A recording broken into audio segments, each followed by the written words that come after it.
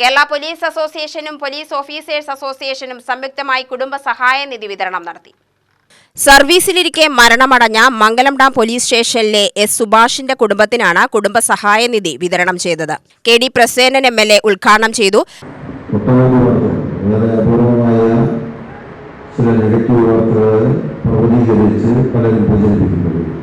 എല്ലാ ദിവസവും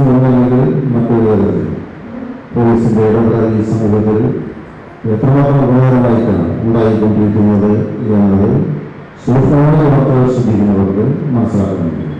ഇവിടെ അത്തരമൊരു പോലീസ് സേനയുടെ ഭാഗമായി ദീർഘകാലം പ്രവർത്തിച്ച സഹപ്രവർത്തകന്റെ മരണത്തിൽ ദുഃഖരേഖപ്പെടുത്തിയിട്ടുണ്ട്.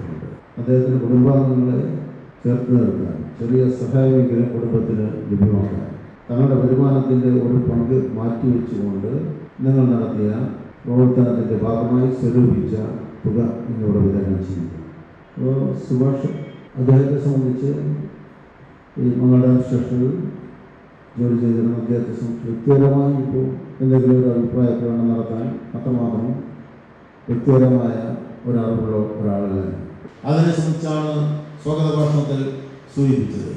അപ്പോൾ സ്വാഭാവികമായും ഇവിടെ അത്തരം പ്രവർത്തനങ്ങൾക്ക് നേതൃത്വത്തിൽ ഒരാളാണ് കുമാരൻ ഇവിടെ ഇരിക്കുന്നുണ്ട്. നിങ്ങളുടെയെല്ലാം മുൻകാല നേതാവാണ്, സഹകരണ സംഘത്തിൻ്റെ പ്രസിഡന്റായിരുന്നു കുമാരൻ. ഇവിടെ സർവീസിലിരിക്കുമ്പോൾ തന്നെയാണ് ഇത്തരത്തിലുള്ള പ്രവർത്തനങ്ങൾക്കെല്ലാം നേതൃത്വം.